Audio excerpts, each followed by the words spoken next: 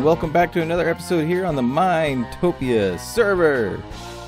I don't remember which episode. I think it's episode 18? 18. I think we're on 18 now. Episode 18. And we're down here in our potions dungeon that we finished up last episode. And I still have a ton of ingredients to farm up. And one of those key ingredients is going to be gas tiers. And I've done a little bit of work prepping for a ghast farm that we want to build down here. I set up a little chicken egg farm. I got myself 2 double chests worth of eggs so we can get ourselves a whole ton of wither roses here coming up, and that will be fun. I got a ton of what is this called, nether wart planted down here, and I've been gathering that up. I got a whole bunch of that. It's going to go into the system, and we'll be brewing up a ton of potions before you know it. But that's not what we're going to be messing with today. Today we have a project that has been on the back burner that I've needed to finish up for quite some time, and that is out in the gaming district at our Karts and Darts track. We need to get a timer set up so that players can race on the track on their own and time themselves, and then put down their score and compete against the other players' scores and their own personal best times, and get a leaderboard set up. The leaderboard was requested, pretty much right after the game was open, and I've just been putting off getting over there and getting that finished up, and it's time for me to make that happen. And I am out of rockets. Where's our ATMs? Where's our ATMs? I need my rockets. Have rockets in there? I don't have rockets in there, so I need to go buy some rockets. Right, so let's go buy some rockets, and then we can get started on that. I've got some supplies gathered up there, and I have a plan in mind for how to make this work. It's just a matter of fitting it all in, and these things are on sale still. 4 stacks, 1 diamond. Oh yeah, we're going to get ourselves about 8 stacks. That should do for now. That'll get us where we need to. Do we have? Okay, good. 1, 2, 3, 4, 5, 6, 7, and 8. Perfect. There we go. All right, we have rockets. So let's head up here and see what we got going on. We also have a couple new members here on the server.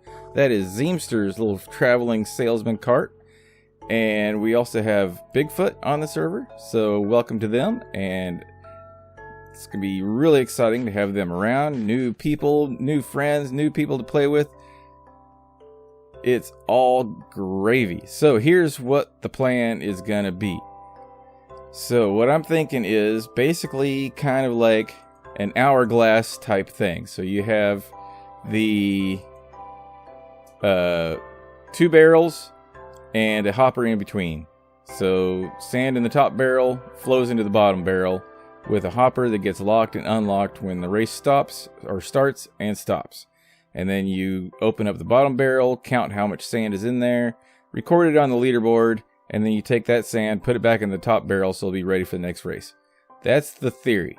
Now here's the trick, is getting it timed and set up so that the hopper locks and unlocks when the race starts and when it stops. So what I'm thinking is getting a detector rail here at the beginning to unlock it, and then tying into the circuit that returns the cart when it gets sent through this hopper to turn it off. So that's the very end of the race, and this would be the beginning of the race. Thought about tying it into this right here so that when you shoot this and you get going, but that would be because this activates both sides. So if I pull the signal off of this, it would unlock both hoppers, so both timers would be going, and then that one would just infinitely go. So I don't know, I might be able to work out something. Maybe we could do the little block switcher to activate and deactivate that circuit on either side. I don't know. I'm going to dig around. Basically, I need to take all this concrete off so I can see what space I have to work with under here, and try to figure out how to route all this redstone to where we're going. The timer itself is very simple. Getting the signals to and from the timer, that's going to be the tricky bit. So let me get my stuff together, and I'll be right back.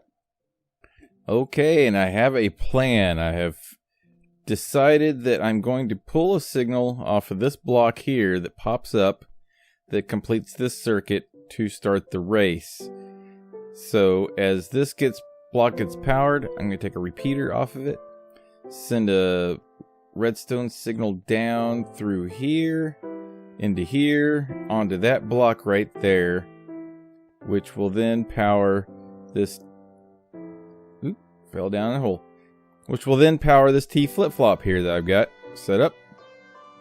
And it's a little bit unconventional, but it's basically the same thing. And I've got a cauldron here. It's going to go up to this comparator. It's going to take a signal out of the cauldron. And then this repeater is going to amplify that signal into that block right there. That one right there that has a torch on it that is locking that hopper in my little hourglass timer thing. The reason I didn't use a redstone block is because once it got scooted over here, it would power this piston permanently and it would never turn off. And I'm trying to keep this as compact as possible. I didn't want it to be too long or too tall. I'm trying to keep it nice and neat. And if you see, once we get a signal from the start of the race, it's going to go over here. It's going to pop that over here, and this is going to stay powered, unlocking that hopper, allowing the sand to flow through. And then once we end the race, it's going to pull it away, which is going to depower that block, which will allow the redstone torch to turn back on, which will again lock the hopper, stopping the timer. So we got where we're getting the start of the race signal from, right here at this block, and then the end of the race signal is going to be coming from right here where this comparator takes a reading off of this.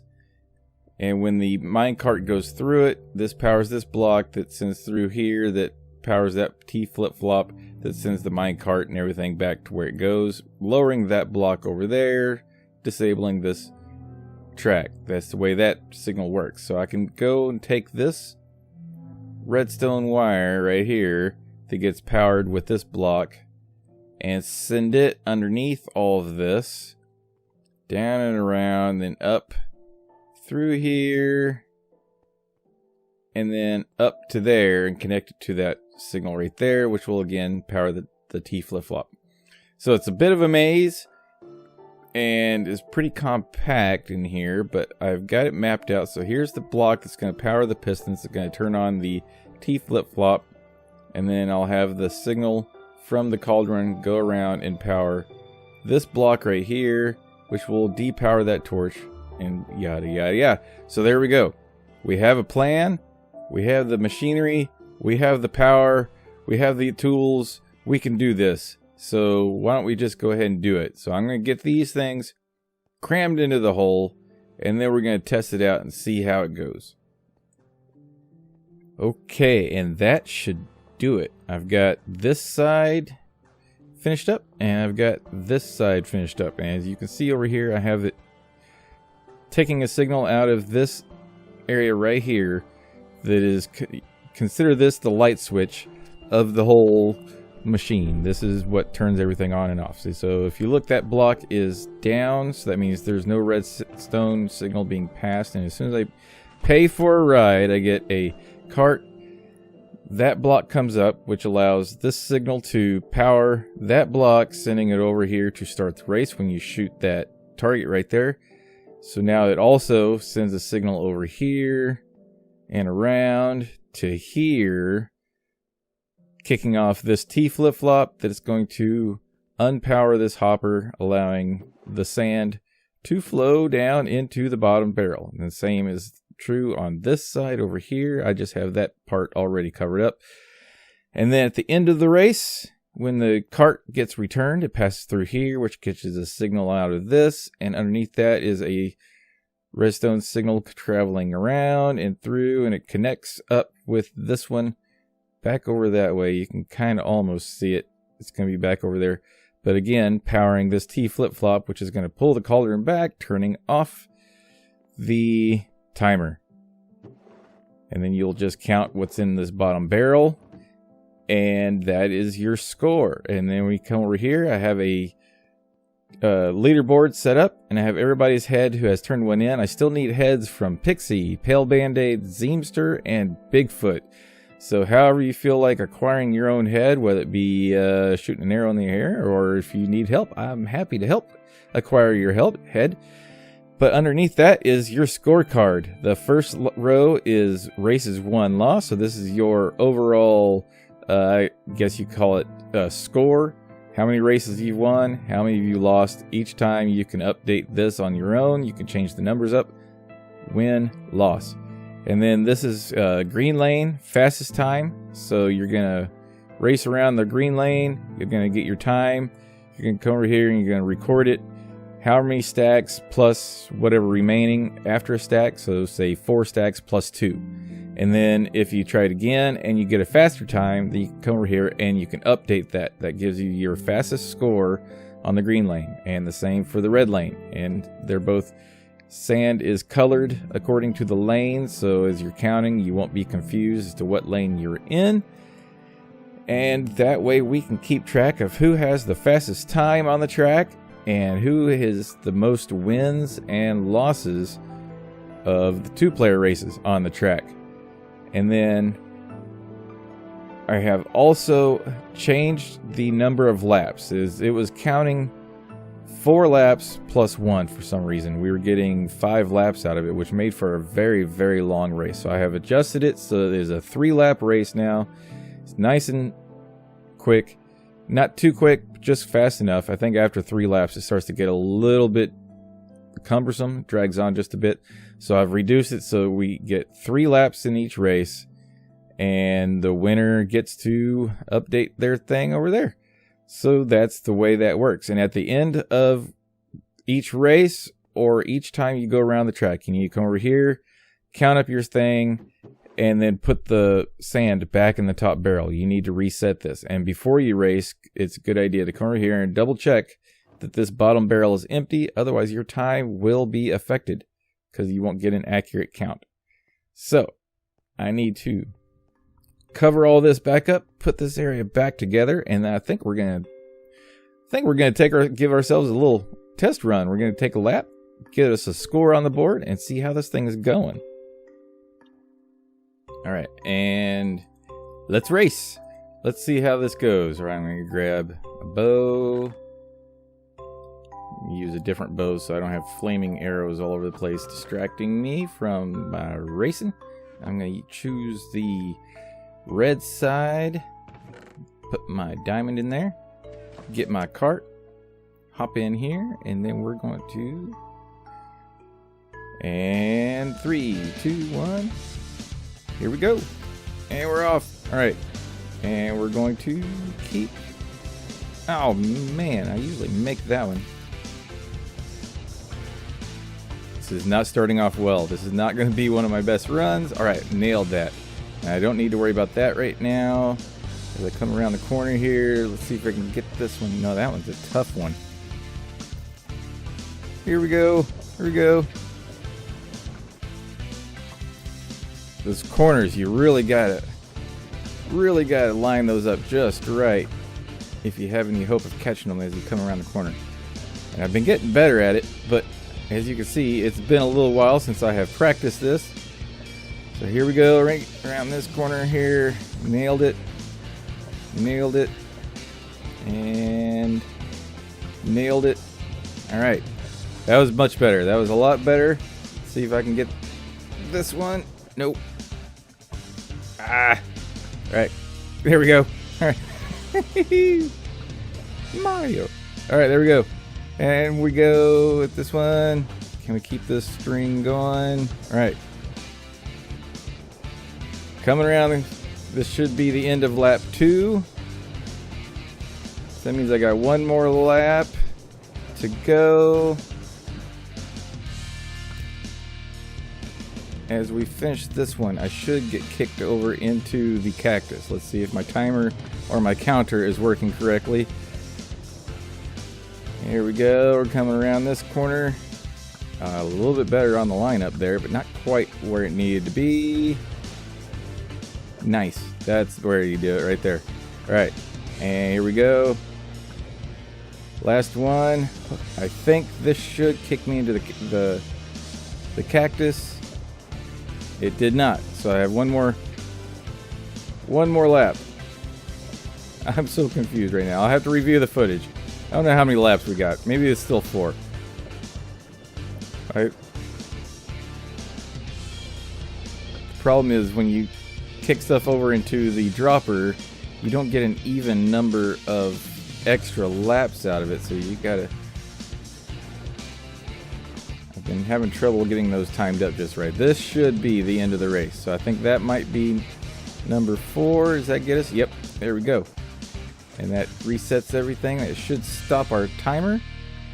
As you can see, it has stopped our timer, so we got 1, 2, 3, 4, 5 plus 63. So we're gonna go put that on the board. Wasn't my best run, but it's the only one I've got so far. So we're in the red lane, and I shot a thing.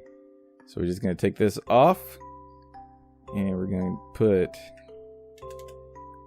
5 stacks plus 63.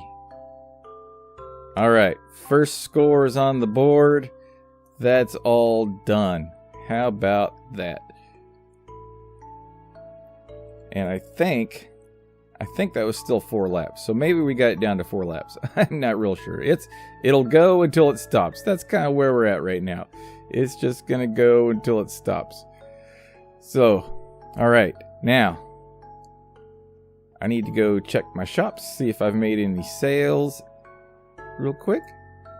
And I've also, before I do that, I may not even do that. I think I just did that not too long ago. But the Great Minetopian block hunt has been completed, and the winner was Kip Snip. He turned in 120 mini blocks, and the runner-up was Ad Lenny.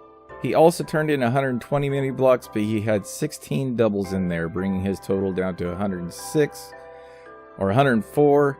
So that's how that ended up. So congratulations to Kip Snip. He has won the giant pile of diamonds, gold, and netherite up here. So that was great. Thank you everybody for participating in that.